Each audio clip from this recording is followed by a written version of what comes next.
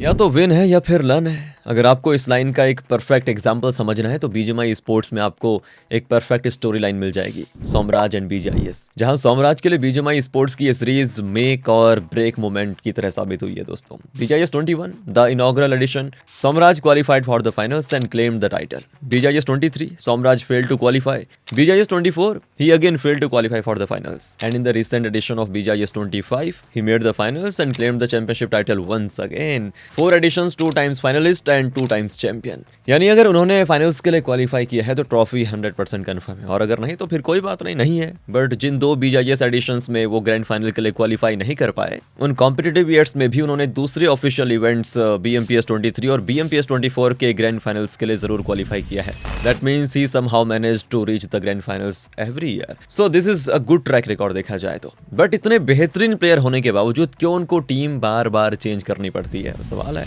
और क्यों कुछ लोग इस चैंपियन प्लेयर को हेट करते हैं, और क्या इस बार BGIS 26 में अपनी न्यू टीम के साथ वो फिर से फाइनल्स तक पहुंचकर ट्रॉफी उठाकर पहले ऐसे प्लेयर बन सकते हैं जिसने बीजीएमआई का कोई भी एडिशन 3 बार जीता हो। Let's discuss this a little more. BGIS 26 already start हो चुका है और सीन एक बार फिर से गर्मा गर्म हो चुका है दोस्तों। सभी टीम्स तैयार हैं और एक दूसरे को चैलेंज करने के लिए बैठी हुई है। ऐसे में सोमराज भी अपनी न्यू टीम फिनिक्स स्पोर्ट्स के साथ रेडी हो चुके हैं। न्यू टीम जहां सोमराज का पिछले कुछ टाइम से एक फैमिलियर पैटर्न बन चुका है। न्यू टीम को बिल्ड करना, उनके साथ सिनर्जी बनाकर टूर्नामेंट्स में डोमिनेट करना, फिर टीम का सेपरेशन होना और फिर नई टीम, ऐसा ही चला रहा है। और जहां तक बात रही टीम्स चेंज की, तो उसमें कोई मेजर इश्यू तो ऐसा सच दिखा नहीं।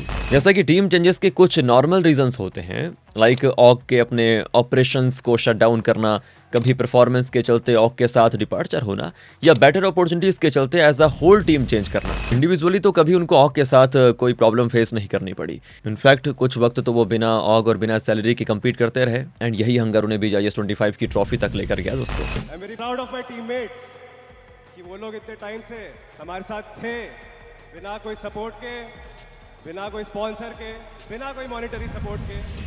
BGIS 25 की एक ऐसे इंसिडेंट की बात करें तो आपको याद होगा कि इस टूर्नामेंट को जीतने के बाद उन्होंने गॉडलाइक की स्पोर्ट्स के प्लेयर जोनाथन के साथ एक हैवी बैंटर किया था। My dear self proclaimed king Jonathan, MVP से किंगडम सेटअप नहीं होता है, ये ट्रॉफी हरानी चाहिए। इस वजह से कई लोगों ने उनको क्रिटिसाइज किया और उन्हें कई हेट का सामना भी करना पड़ा, और ठीक उसके बाद ही उन्हीं की टीम के प्लेयर एस पावर ने गॉडलाइक की स्पोर्ट्स को ज्वाइन कर लिया था, जिसके चलते कम्युनिटी में एक बज़ क्रिएट हो गया था। और क्यों ना हो, वैसे भी यहाँ पे एक चैंपियन टीम टूटी थी, जिस वजह से ऐसा होना नेचुरल था। लेकिन सोमराज इस पर फोकस ना करने के बजाय अपनी टीम को बेटर बनाने में लग गए। स्टार्टिंग में थोड़ी प्रॉब्लम्स हुई, लेकिन उन्होंने एनीहाउ अपनी टीम को स्ट्रांग बनाया एंड नेक्स्ट टूर्नामेंट BMPS 25 में 5th पोजीशन अचीव करी। इसके बाद आगे कुछ टूर्नामेंट्स तक फिर से परफॉर्मेंस थोड़े इनकंसिस्टेंट रही और फिर से टीम में चेंजेस हुए, और एक बार फिर उन्होंने न्यू लाइनअप के साथ मैदान में वापसी की, जहां वो BGIS द ग्राइंड में अपने पहले मैच में चिकन डिनर सिक्योर कर पाए और एक बार फिर से अपने कमबैक की अनाउंसमेंट कर दी। याद है उन्होंने एक बार ये कहा था, You can break my teams but not me. Guys, you can break my teams, but you cannot break me.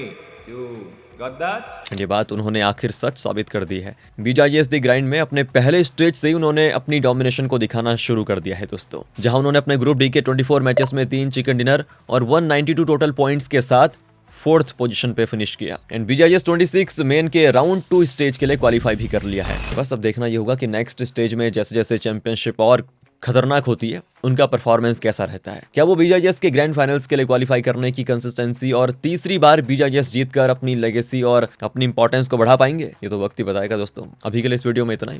BGIS 26 अभी तो शुरू हुआ है, आगे तो और भी कई सारी स्टोरी लाइन्स बनने वाली हैं, तो बस आप बने रहिएगा हमारे साथ, सब्सक्राइब करके रखिए। मिलते हैं अगली वीडियो में, ध्यान रखिए अपना। Thanks for watching.